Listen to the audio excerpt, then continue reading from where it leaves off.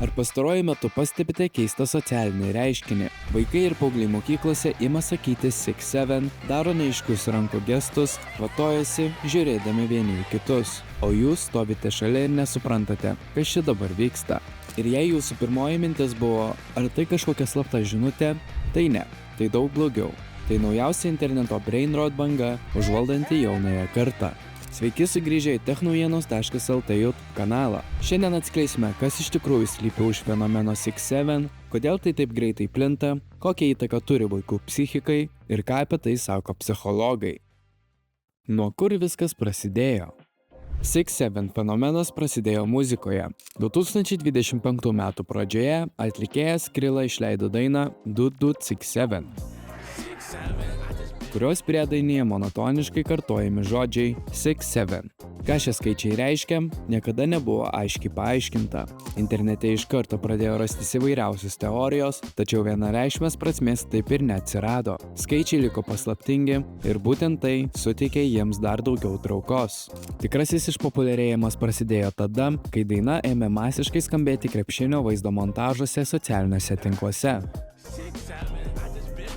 Vienas ryškiausių šio trendo veidų buvo amerikietis krepšininkas LaMelo Ball, kuris savo profesionalią karjerą pradėjo Lietuvoje būdamas vos 16 metų.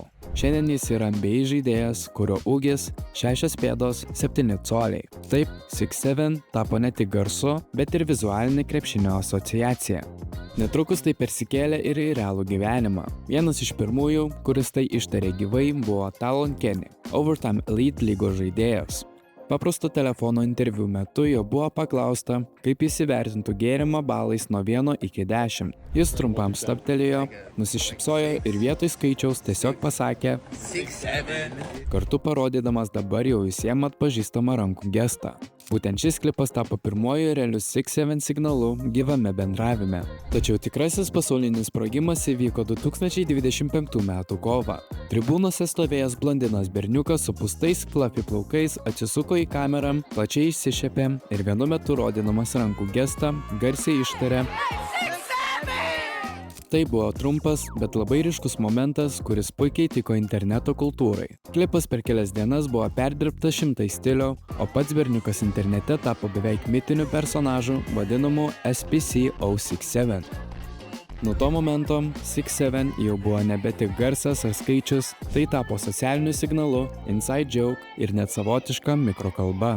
Kai šis trendas jau buvo pasiekęs pasaulinį lygį, jis atsidūrė ir didžiausių interneto kūrėjų akiratyje. Vieno aišaus Speed streamo metu, jam sėdint automobilyje kartu su Skrilla, Speed tiesiogiai paklausė jo apie 6-7. So look, you made the 6-7 thing? 6-7. You know that? Oh my God. 6-7. People always say that. They spam it. Nuo šio momento 6-7 galutinai tapo pilnavertė interneto kultūros dalimi. Kodėl vaikai tai kartoja realiame gyvenime? Tai vienas iš retų mymų, kuris ištrūko iš telefono ekranų. Dabar 6-7 girdi mokyklų koridoriuose, pertraukų metu, autobusų stotelėse, sporto salėse ir net šeimos vakarienėse. Ir tai nėra atsitiktinumas. Vaikams šis reiškinys veikia kaip socialinis testas. Tartum rankos paspaudimas, kurį supranta tik savi.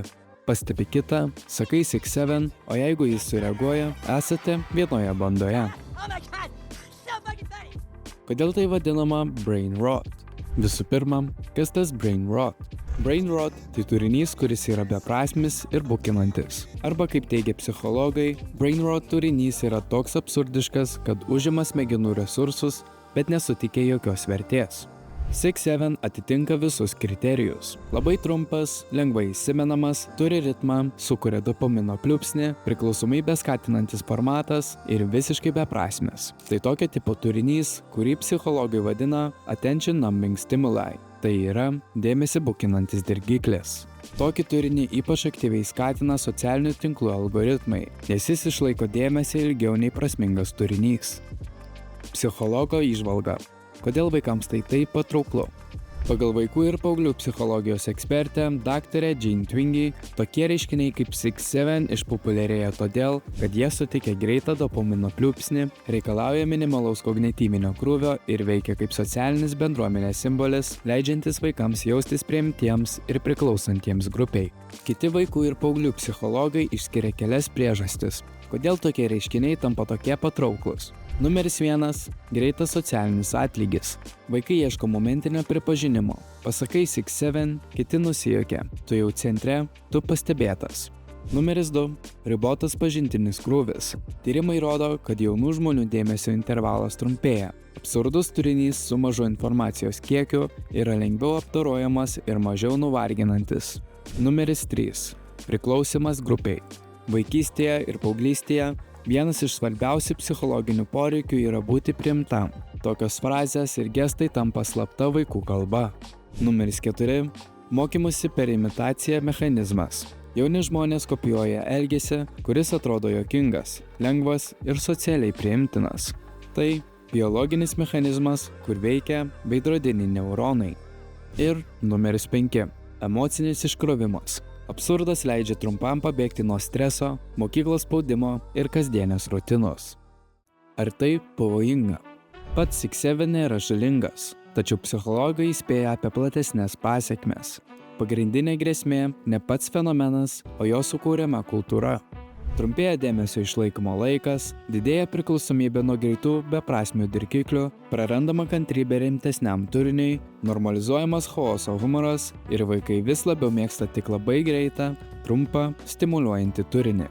Apibendrinant, tokie socialiniai fenomenai ilgainiui silpnina vaikų ir paauglių dėmesio gebėjimus. Tampa vis sunkiau susikaupti, išlaikyti dėmesį ilgesnį laiką, o sudėtingesnės ar daugiau pastangų reikalaujančios užduotis kelia vis didesnį dirglumą ir frustraciją.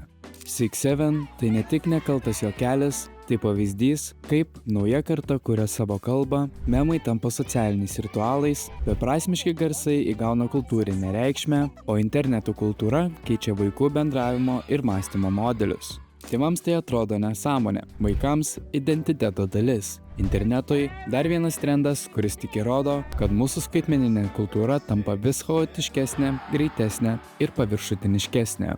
Ir būtent todėl 6-7 yra fenomenas, o ne tik niekinis juokelis.